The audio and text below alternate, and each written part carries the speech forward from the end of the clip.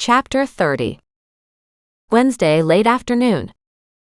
With both Nan and Mac done with their calls, Doreen wasn't sure what she was supposed to do next. She crossed the road and walked to the corner, so she could casually walk past Guido's house. Or maybe it was Jose's house. Maybe they both lived there. But in her mind's eye, as far as she was concerned, this wasn't as much a child abduction as it was about finding the child. Only she was no longer a child. To get anybody else to believe, it would be a different story. Mac might, but then he was caught up with the legalities of it all. It would take a little bit to get people to tell the truth. Somehow Doreen needed Crystal to speak up. She was 18 now. Being a Canadian, she might have had trouble getting her passport from way back when, and if her parents never had one issued, she might have trouble getting one to come back to Canada, especially with no proof she had ever left her home country. Doreen hated to say it, but it was probably a pretty easy job to get the child smuggled into Mexico. But getting her back into Canada, her own country of birth? Well, that would have presented quite a different set of challenges. So even if Crystal wanted to return, there would be some trouble making it happen. If she wanted to come back to the country to stay away from her parents, that was another big one, but this was ready to blow wide open. She wondered if Crystal was ready for that. Doreen walked up and down the street a couple times, letting Muggs do his business on the roadside, and waiting for Goliath, who seemed to lose interest in the purpose they were here for and instead wandered through the high grass along the sidewalk. She saw a cop car pull into the driveway of Guido's. Mac got out and turned to look around. Arnold and Chester got out too. She was deliberately facing the sidewalk and the underbrush. No house was here, it was just an overgrown patch of city land. But she could feel his eyes boring into her back. When she figured it was safe, she turned casually to find him standing at the front doorstep, knocking on the door, but still staring at her.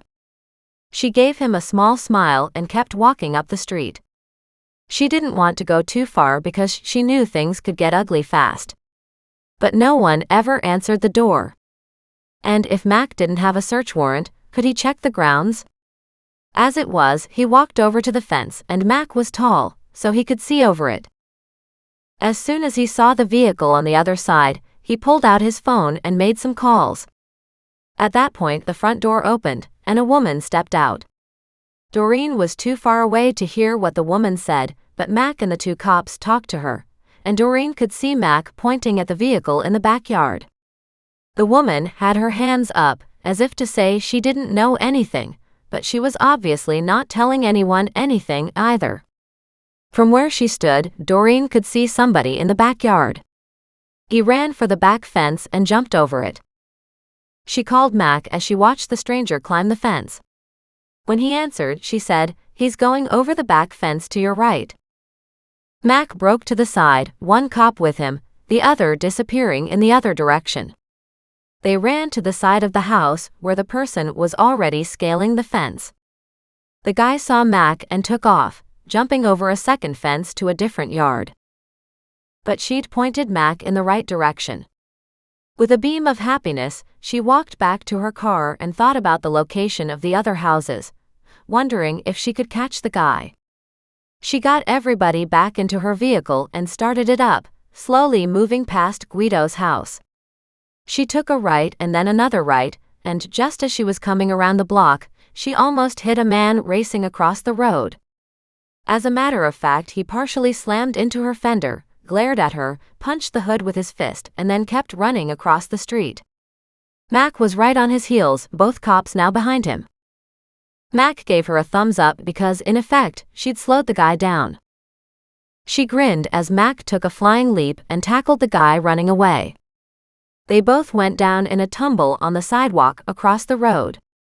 She sat here and waited. Nobody else seemed to come out of the houses, nobody else seemed to give a damn. But Mac was on his feet and had the intruder with handcuffs already on, his hands behind his back. Mac stood the man up and gave him a good shake. Doreen, not to be left out, hopped from her car. She still had Thaddeus on her shoulder, and both Muggs and Goliath had jumped out when she had. The guy stared at Mac resentfully. I didn't do anything. No, but you ran out as soon as the police arrived at your front door, Doreen said, interfering as usual.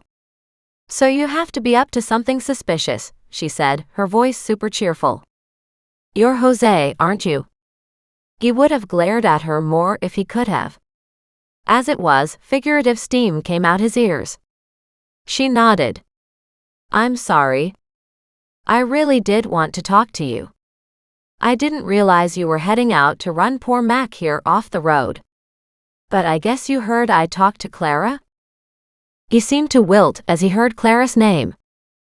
Doreen nodded. You really do need to watch out for things like that, she said. Clara is just bad news. She's terrible, Jose cried out. She treated that little girl horribly. But then most of the women in your life are like that, aren't they? She said gently. Look at Mary. Mary doesn't like children. Jose nodded. She didn't want anything to do with them. She just wanted Eric for herself, he said, curling up his lip. As if that guy is worth it. But maybe she wasn't worth him either, Doreen said quietly. That little girl suffered though, didn't she? He nodded.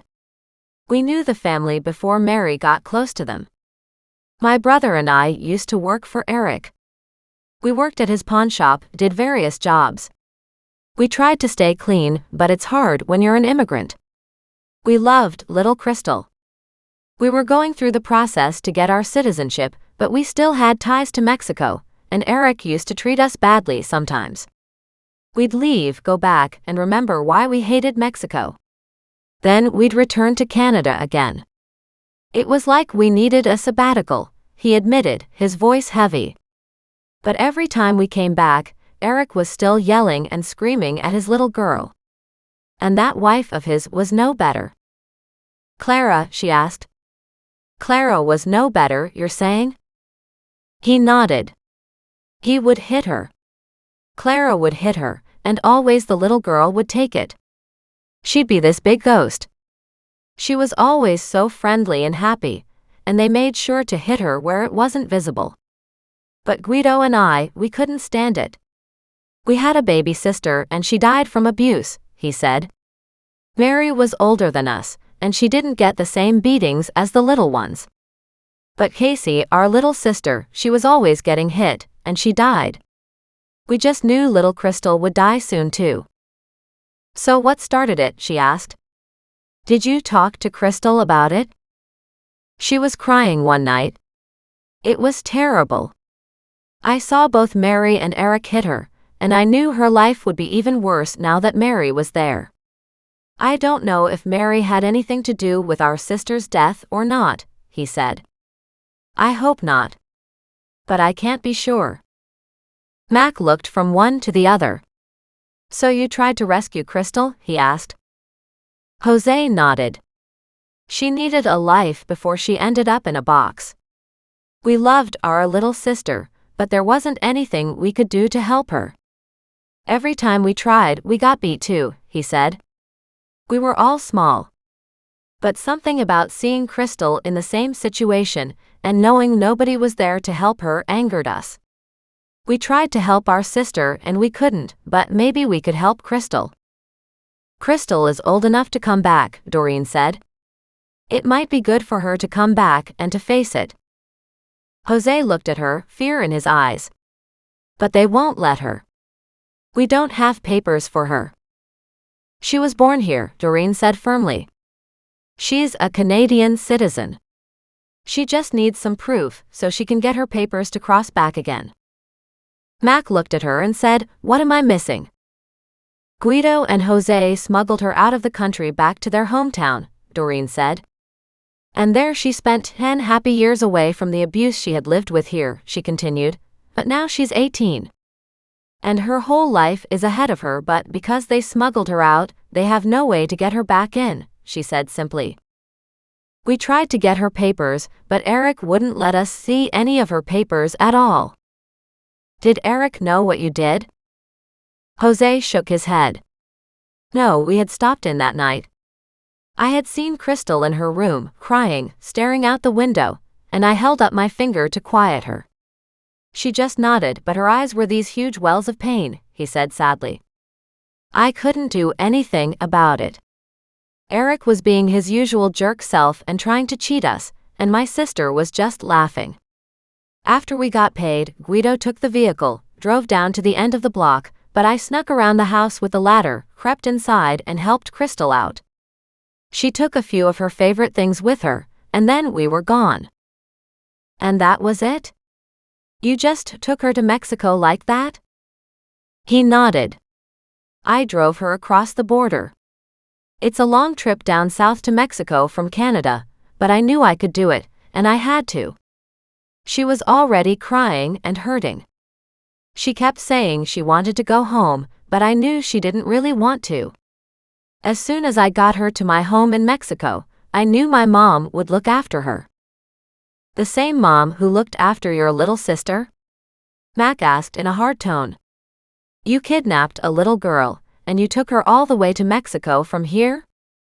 I didn't kidnap her, Jose said. She wanted to go.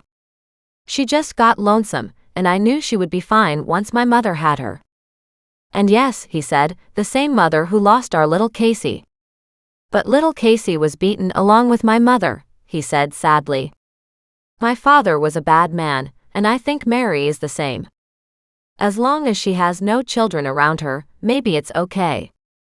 I don't know. But for little Casey, there was no hope. We were his sons, so we were safe as we continued to grow up. He shook his head. And I don't know why Mary was safe, but she was his favorite. So Crystal, she's alive and well? Doreen wanted confirmation.